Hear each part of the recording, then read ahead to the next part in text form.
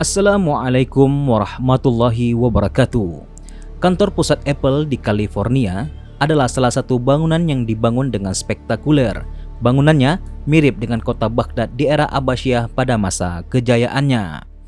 Markas besar ini terinspirasi oleh desain cerdik Baghdad pada Khalifah Abbasiyah, dan perbandingan antara keduanya mengungkapkan seberapa dekat Apple Inc. mengikuti Khalifah Abbasiyah. Markas Apple ini banyak disebut paling mirip dengan versi modern dari kota fantastis Al-Mansur. Itu juga merupakan simbol dari Bait Al-Hikmah yang merupakan pusat pembelajaran, teknologi, dan tempat di mana algoritma dan aljabar secara harfiah ditemukan oleh Al-Khawarizmi yang merupakan kepala astronom di institusi tersebut. Tidak sulit untuk melihat kesejajaran antara Apple Inc. dan sirkuit intelektual Baghdad pada saat itu. Bagaimana sebenarnya kemegahan dari kota Baghdad pada masa kejayaannya? Berikut selengkapnya hanya di #TV.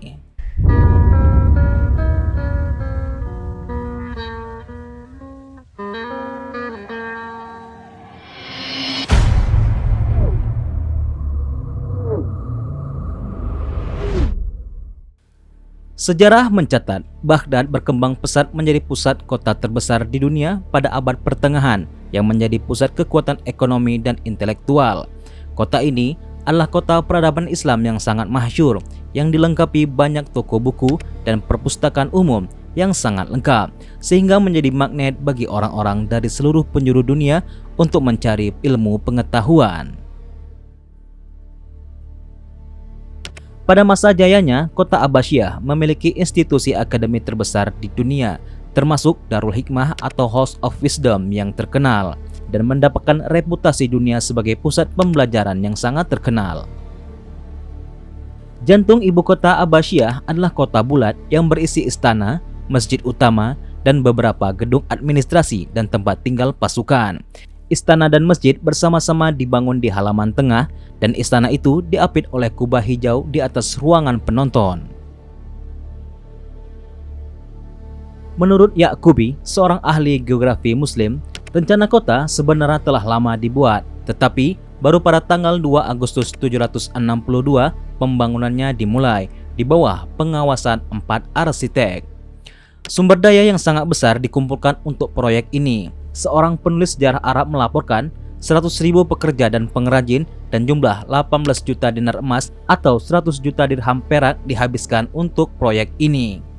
Istana Khalifah, yaitu gerbang emas dan masjid utama serta beberapa kantor administrasi, tampaknya diselesaikan pada tahun 763, memungkinkan Al-Mansur untuk memindahkan kediamannya ke kota, dan sisa kota benar diselesaikan pada tahun 766. Al-Mansur percaya bahwa Baghdad adalah kota yang sempurna untuk menjadi ibu kota kerajaan Islam di bawah Khalifah Abbasiyah. Al-Mansur sangat menyukai situs itu sehingga dia mengatakan, "Ini memang kota yang akan saya temukan, tempat saya tinggal, dan tempat keturunan saya akan memerintah sesudahnya."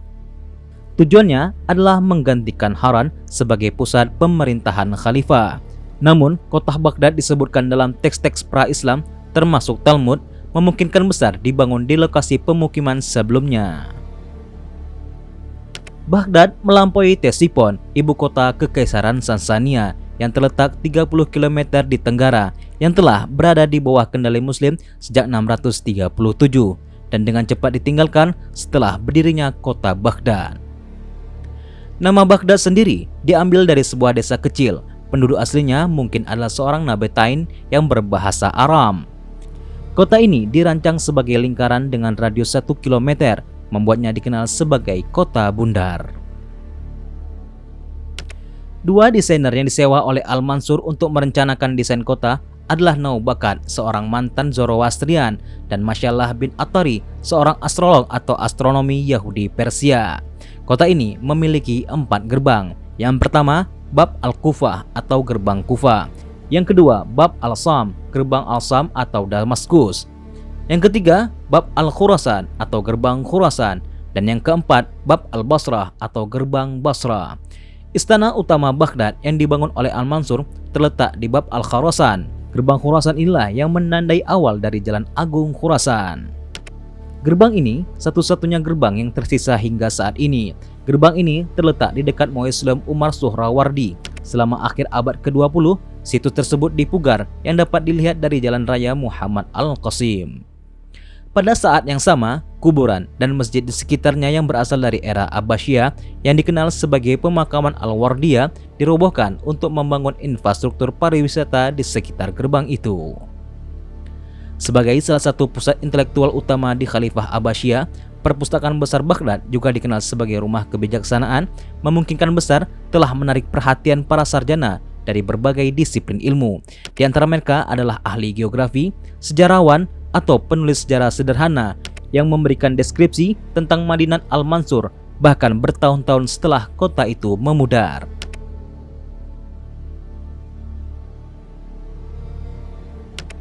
Semua informasi yang kita miliki saat ini terkait dengan ciri fisik, fungsi struktural, dan kehidupan sosial di Abbasiyah berasal dari sumber-sumber sastra yang ditinjau kembali pada abad ke-20. Beberapa sumber sastra terpenting yang bertahan dari akhir abad ke-10 dan ke-11 di Baghdad adalah deskripsi Mesopotamia dan Baghdad yang ditulis oleh Ibnu Serapion, oleh cendekiawan dan sejarawan Al-Khatib Al-Baghdadi, dan Geographical Dictionary oleh ahli geografi dan sejarawan Yaqubi. Ketiga buku ini telah menjadi dasar dan bacaan wajib untuk penelitian modern tentang masalah ini.